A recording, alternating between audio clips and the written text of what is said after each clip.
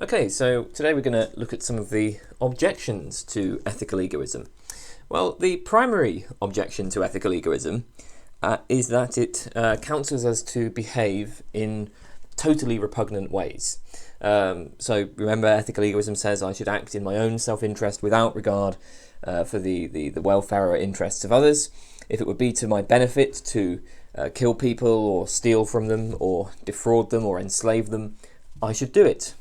Obviously, there will often be practical reasons to refrain from such behaviour because these kinds of things are generally against the law.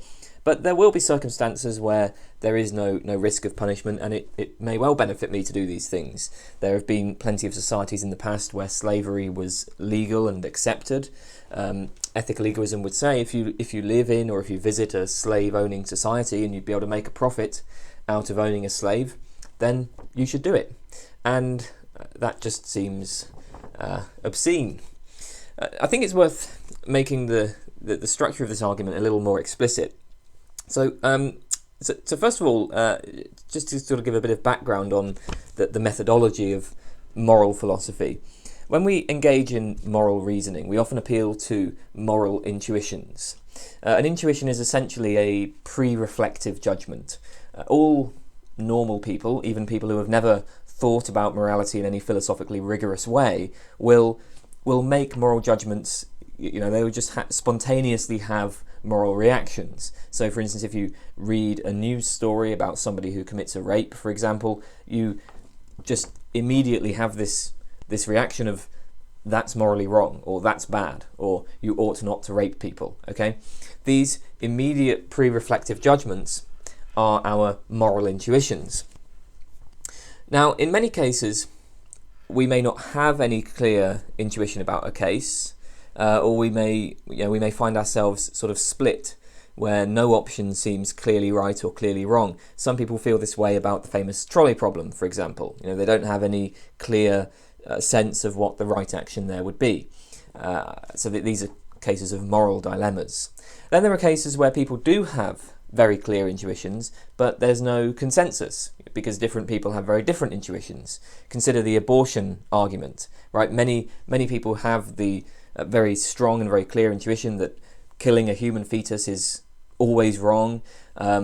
Others have the equally clear and strong intuition that, it's her body, her choice, right?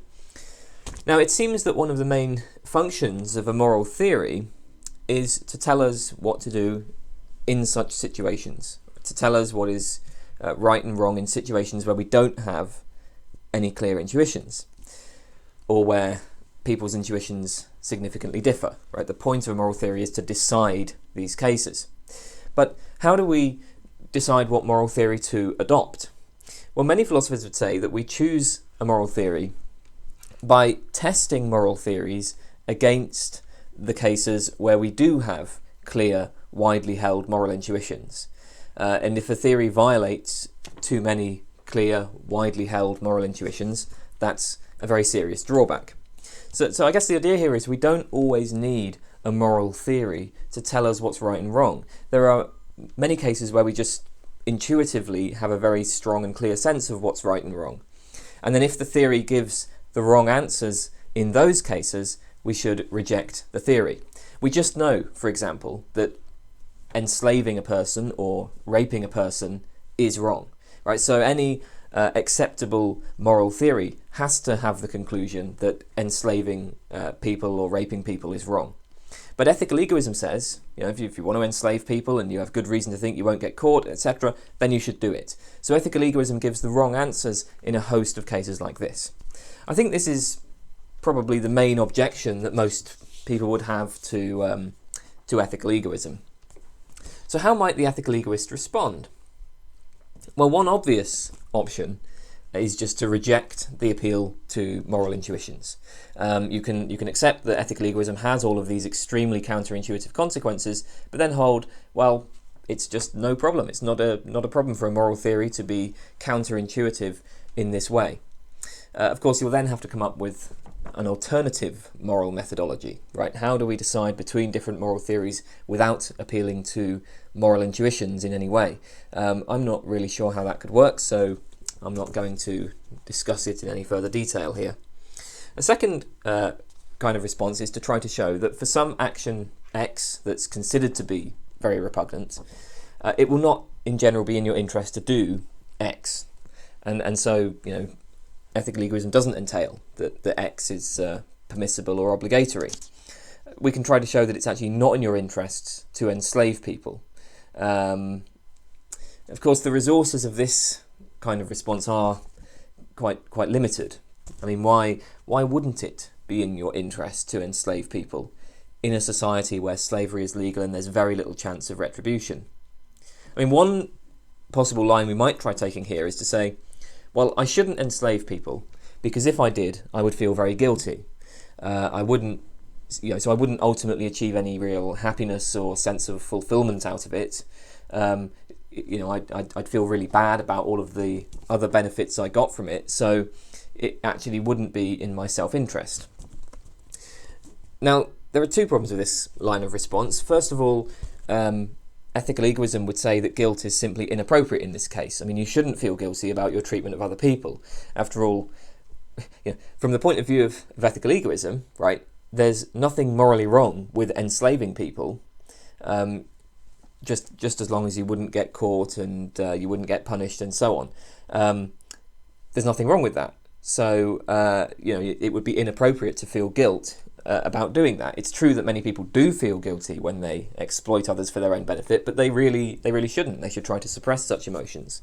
And of course, the second problem with taking this kind of response is that there are actually plenty of people who would not feel guilty about enslaving others. There are plenty of sociopaths in the world. So even if this kind of line works, we would still have to say that the sociopaths of the world should engage in slavery. All right, well, a third response. We noted in the first video that consequentialist egoism has some formal similarities to utilitarianism. If you're familiar with ethics, you'll know that there's a famous distinction between act utilitarianism and rule utilitarianism. Act utilitarianism is the view that in any particular situation we should perform whatever action will yield the greatest overall utility, the greatest happiness for the greatest number. Rule utilitarianism is the view that we should act in accordance with whatever general moral rules will tend to yield greater utility than other moral rules. The basic idea here is, we can come up with all sorts of unusual situations where it would produce greater overall happiness for you to, murder somebody and take their money, right? So suppose you live in a town with a Scrooge-like figure, a very rich man who's, he's a complete dick, he's disliked by almost everybody, but he has a lot of money and a lot of power. Suppose there's poverty in your town that could be alleviated with his money, and suppose that you have a terminal illness. You're going to die soon anyway, so it won't make any difference if you get caught or whatever. In this kind of situation, it may produce greater happiness for you to kill the Scrooge figure, take his money, and distribute it to the poor. So the act utilitarian would say, you should kill him. On the other hand, the rule utilitarian might say that accepting the moral rule, do not kill except in self-defense, would produce greater happiness than other possible rules concerning killing. So in the specific case of the Scrooge figure, you should follow the rule and refrain from killing him. So that's sort of, very briefly how this distinction between act and rule utilitarianism works. The act utilitarian just looks at each specific case and says, okay, what should I do in this case to produce the greater happiness? The rule utilitarian, on the other hand, tries to create a system of moral rules and then follows those moral rules. And they want the system of moral rules that will produce greater happiness than other moral rules. Now, similarly, my point is we can distinguish between act egoism and rule egoism, where the act egoist says that in any particular situation, perform whatever action would maximize your self-interest, whereas the rule egoist says that in any particular situation, you act in accordance with whatever general moral rules would tend to maximize your self-interest. Then the claim is that although there may be specific situations where enslaving people will be in your self-interest, the vast majority of the time it won't be. So you should adopt as a rule, don't enslave others. Rule egoism is capable of prohibiting many intuitively repugnant actions that are permissible for the act egoist. Now, of course, in order to make this response work, the rule egoist will need to be very careful about how to specify the moral rules. After all, it seems like you could adopt a rule along the lines of, well, if I know I won't get caught, or if it's legal to do so, I should take the opportunity to enslave others, right? I mean, that would be a possible moral rule, right?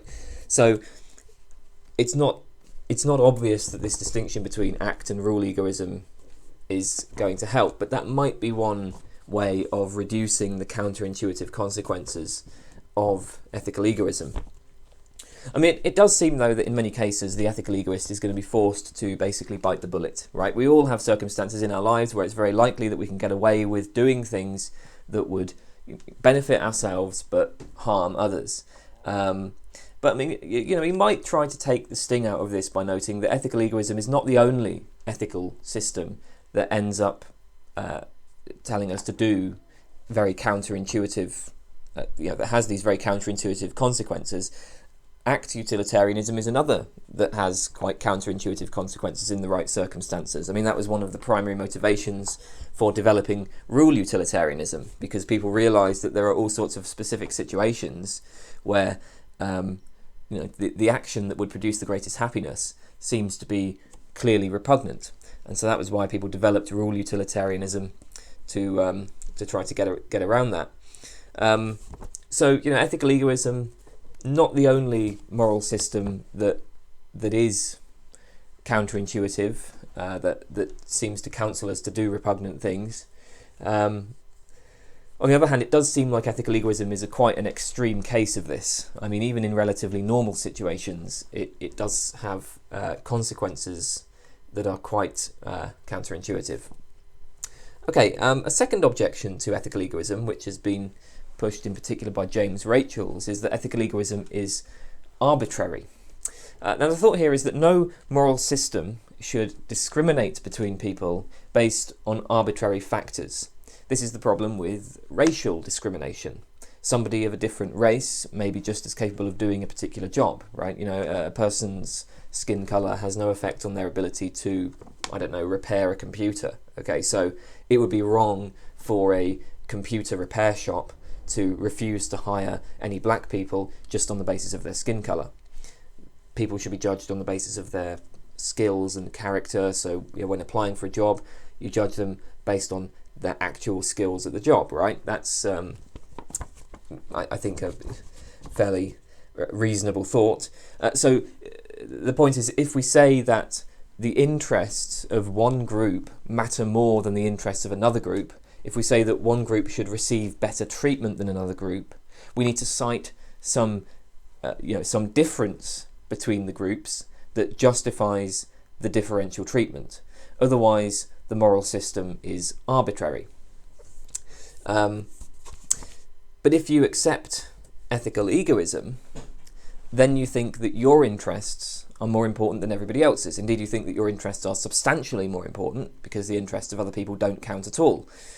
You should treat yourself very well and not care about others. But this is totally arbitrary, because you will surely accept that there aren't actually any significant differences between yourself and other people. You're not substantially more intelligent than other people. You're not substantially more emotionally sophisticated than other people, right? You have no grounds for assuming that you should have this preferential treatment. So the objection goes that ethical egoism is like racism and sexism and so on, in that it draws an arbitrary line. It draws a line between you and everybody else and says that your interests are more important than those of other people. So there are a couple of responses to this. I mean, one response is that this objection simply misunderstands how ethical egoism works as a moral system.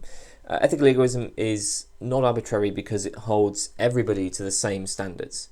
In endorsing ethical egoism, I don't claim that I am better than everybody else, or that my interests are more important than anybody else's interests. I claim that everybody ought to maximise their own interests exclusively. So I ought to look out for my own interests, but you ought to look out for your own interests.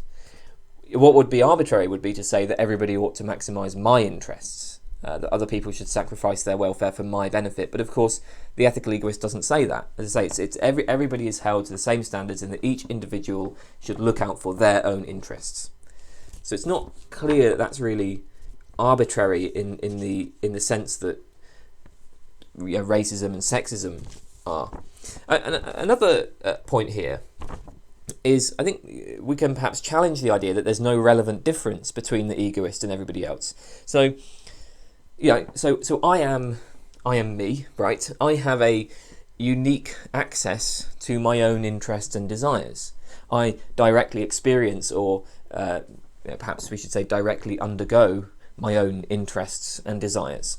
I only know about other people via their effects on me, on my body and my mind.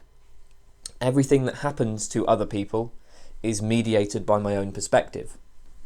So nobody has, and nobody can adopt a view from nowhere, as it were. Furthermore, I have a special kind of control over my own actions. I can determine what I will do in a way that I can't for other people. For example, I can't make you choose to lift up your arm. I could put a gun to your head and say, lift your arm or I shoot, but then it's still up to you to make the decision. You could choose the gun. Or of course I could just grab your arm and lift it myself. That would force your arm up. But I wouldn't be making you choose to lift your arm. So, I guess this is maybe the point made in the last video, that each person is always free to choose their own goals. The point is, I have a special kind of control over my own actions. And so the point of all this is that from my point of view, I am uniquely special in a way that nobody else is. So it's not arbitrary that I would give myself preferential treatment, that I would be concerned about my own interests over the interests of others. Now, of course, from your point of view, you are uniquely special in a way that nobody else is. So it's not arbitrary for you to give yourself preferential treatment and to be concerned about your own interests over the interests of others. But this, of course, is exactly in line with what ethical egoism says, because it says that each person should be concerned about their own interests.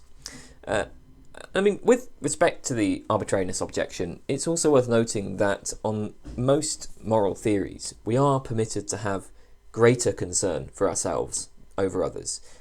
Some forms of utilitarianism may demand complete impartiality, but that's hardly a consensus among ethicists. The majority of moral theories allow you to act primarily for your own welfare. Of course, most moral theories place quite strict constraints on how you can treat others, and they do demand that you consider the interests and welfare of others to some extent. But the point is, if giving yourself preferential treatment is objectionably arbitrary, that's an objection that applies to most moral theories. It's not just specific to ethical egoism. A third objection is that ethical egoism fails to regulate conflicts of interest. Suppose that Frank has a lot of money and I want the money. I can get it by stealing it. Also, suppose that I have a good reason to believe I won't get caught, there won't be any other negative social consequences for stealing. Then ethical egoism tells me to steal the money. Frank, of course, will not want his money stolen, so ethical egoism tells him to protect his money. So it fails to resolve the conflict, because we each should act so as to bring about a different state of affairs. I should try to steal the money, Frank should try to prevent me from stealing it. Now, conflicts of interest like this arise very frequently. One of the things we want from a moral theory is guidance about whose interests should give way when particular conflicts arise. It's quite common, I think, to think of morality as being a kind of social institution along the lines of a language or a religion. It's a sort of social institution that coordinates our actions and helps society run smoothly, and so it should deliver answers about how conflicts should be resolved. It should, direct us so that we can work together towards a common goal, rather than working against each other. But in many conflicts of interest, ethical egoism counsels both parties to be victorious, something which is, of course, impossible.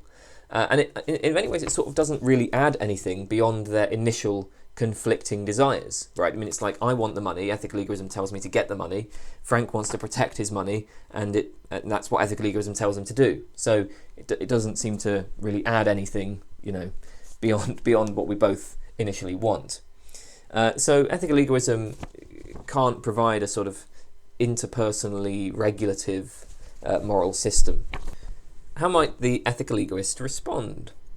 Well, I mean, it's true that ethical egoism doesn't resolve conflicts of interest in the sense of telling us what outcome should obtain by the end of it. It doesn't tell us who should come out victorious, or if there should be a compromise, or what the details of the compromise should be. But it does tell us how to go about resolving conflicts when they occur. I mean, it gives each person an algorithm, as it were, to apply to conflict resolution. It says, you should try to do whatever is in your self-interest. Now, very often, actually, this will mean that you should work to diffuse the conflict and to figure out a compromise, because cooperation often benefits everybody. Cooperation is very often in your interest. I mean, there will be circumstances where you should just ignore Frank's protests and try to steal his money, but those are going to be quite rare. If you live in a society where there's punishment for stealing, or if Frank is physically capable of defending his property, stealing isn't such a good idea. I mean, it's easy to say in a thought experiment, oh, assume you won't get caught. But of course, in the real world, that's a very foolish and hubristic assumption, right? You generally shouldn't assume that you won't get caught, because there's a good chance you will. It's not really clear that ethical egoism would generally give the advice that you should do things like try to steal money. Very often it will support more kind of cooperative measures, and it does give, even if it doesn't say exactly what the result, how exactly a conflict should be resolved, it does tell you how to go about resolving it. I mean, furthermore, we might add that it's too stringent a requirement to demand that a moral system resolve all conflicts of interest. It seems plausible, for instance, that you should have more concern for your own children than other people's children. I think that's something the majority of people would accept, that you should treat your own children preferentially, or at least there's nothing morally wrong with treating your own children preferentially. I mean, I would certainly endorse that claim, but this will sometimes lead to irresolvable conflicts. Let's say, for instance, a nuclear reactor has just exploded and a button can direct the deadly radiation either to the left or to the right. Your child is in the left part of the building, another person's child is in the right part of the building. Well, a moral system may say that you should try to save your own child by directing the radiation to the right. The other person should try to save their child by directing the radiation to the left. Here we have a conflict of interest that is left unresolved. That doesn't seem to me to be too much of a problem, really. So, I'm not sure if it really matters that ethical egoism does leave us with many open conflicts of interest. There is, however, another way to press this kind of difficulty, and so this is, I guess, a variation on the previous objection. It seems plausible that if I have a moral right to do X, then other people ought not to interfere with my doing X. Other people have an obligation not to prevent me from doing X. Right? That seems like a very basic principle. Indeed, it's pretty much just a matter of definition. What else could it mean to say that I have a right to do X? You have a right to do X doesn't simply mean that you can do X if you can get away with it. It means that other people must give way. Other people must not prevent you from doing X. For example, if all people have a right to freedom of speech, surely what this means is that nobody should try to prevent other people from speaking as they wish. Now, ethical egoism says that you must maximise your own self-interest. This would seem to suggest that if it would be in your self-interest to steal from Frank, then you have a right to steal from Frank. In which case, Frank has an obligation not to prevent you from stealing from him. But that, of course, would be against Frank's self-interest. So, ethical egoism must say that Frank should try to stop you from stealing. So Frank has a right to prevent you from doing what you have a right to do. And that is just nonsensical. so the objection goes.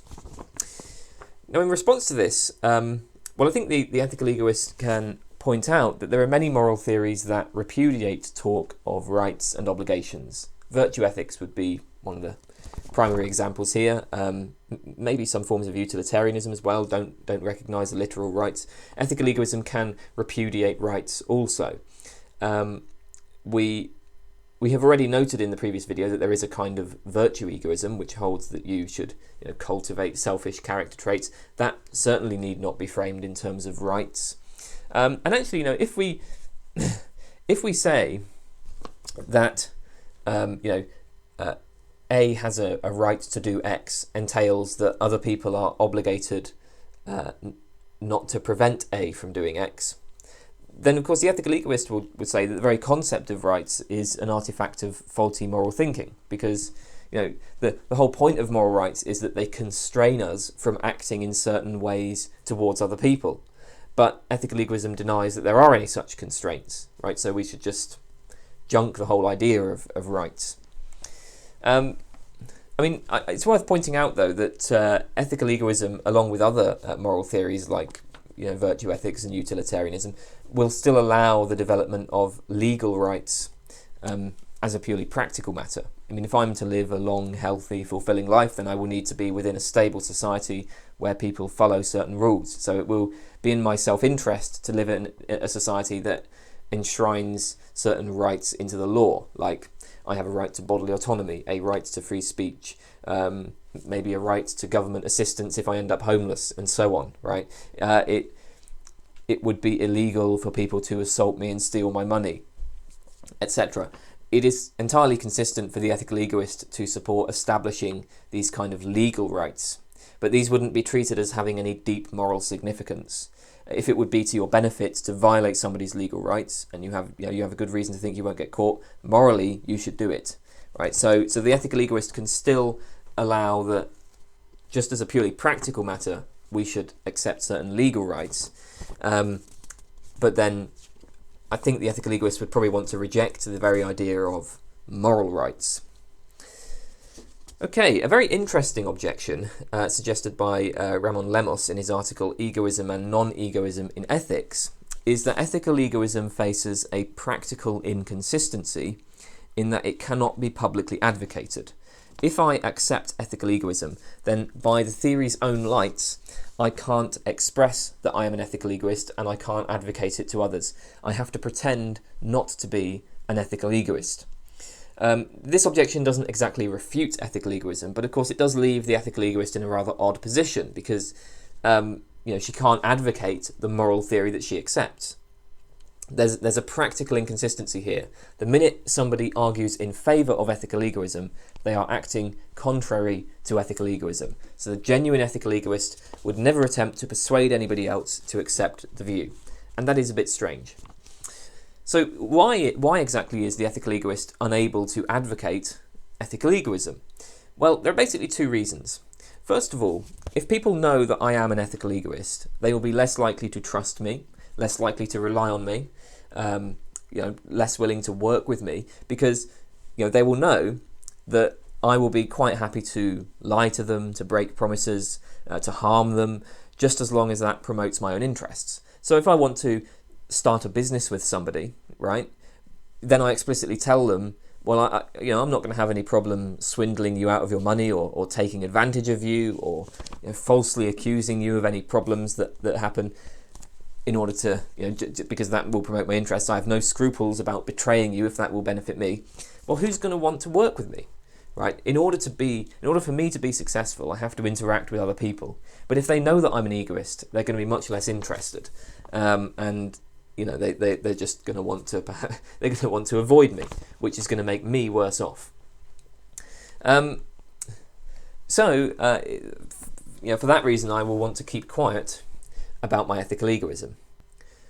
Now, I do wonder, though, if this objection perhaps underestimates people's tolerance for differences. I mean, I'm not an ethical egoist, but I'd be quite happy to associate with people who are. I don't know. I'm quite dubious that advocating ethical egoism would exclude you from polite society. And also, of course, there's whether such exclusion would actually be against your interests depends on what precisely your interests are. You might want to be an outcast, to be a non-conformist, like G.G. Allen or the Marquis de Sade. There are some people who quite enjoy being hated. I know that because to a certain extent I'm one of them. There's something kind of exciting about, shocking people, being contrarian, holding outrageous views, being the outcast, the rebel. Some people enjoy that. A second reason, though, for why you can't advocate the ethical egoist can't advocate ethical egoism is my own self-interests will be advanced if other people act selflessly. It would be of great benefit to me if other people acted in a charitable and compassionate way towards me. Even if I'm currently in a situation where I don't need help from others, I don't know what might happen in the future. Maybe one day, through bad circumstances, I might end up poor and homeless. Then I would certainly benefit from charity. So if I accept ethical egoism, I can't encourage other people to be ethical egoists. That would be contrary to my own interests. A society full of ethical egoists would be a very harsh and brutal place to live. It wouldn't benefit me. I don't find this point all that persuasive either. Our capacities for persuasion are quite limited. In fact, very limited. Even if I did promote ethical egoism, there's no way that I would be able to convince everybody else, or even most other people, to be ethical egoists. So this society consisting only of ethical egoists is never going to obtain. Moral debate has been going on for as long as people have had moral views, and there's no sign that we're going to reach a consensus anytime soon. There are plenty of people who are smarter, with better rhetorical abilities than me. They haven't convinced everybody of their own moral views. And I mean, ethical egoism is also a very unpopular position, right? It's starting from the bottom, really. Selfless drives are very deeply embedded in almost all cultures. Maybe there's biological explanation for this. Certainly there are some biologists and psychologists who think we can explain altruism as an adaptation. So getting people to accept ethical egoism is that's a tough job. Very unlikely that's going to happen. Okay, so that was a brief introduction to ethical egoism. Now I should note that in these videos we've focused on a very extreme form of egoism, which says that you should be concerned with your own welfare alone without any regard for others. Maximise your own interests no matter what the cost to others.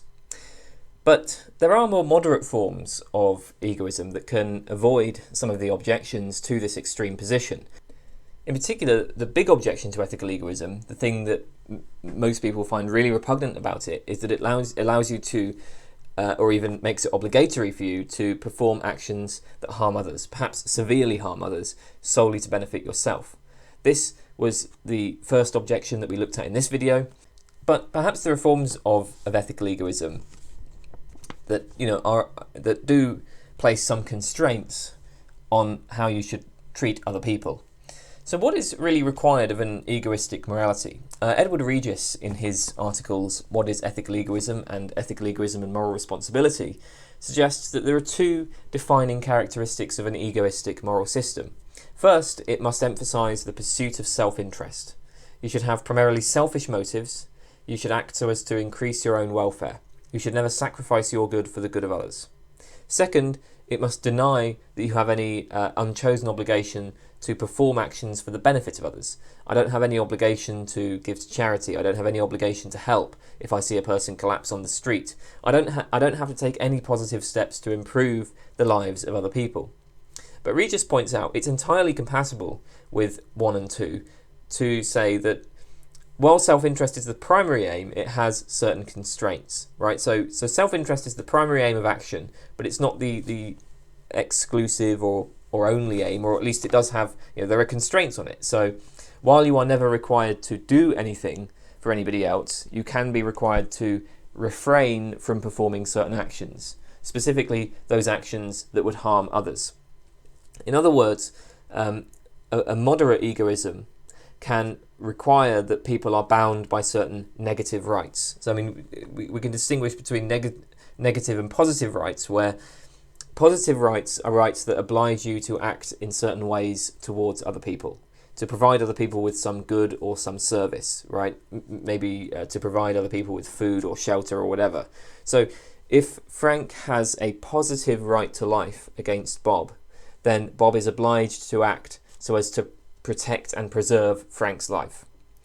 Negative rights, on the other hand, are rights that oblige you to refrain from certain actions.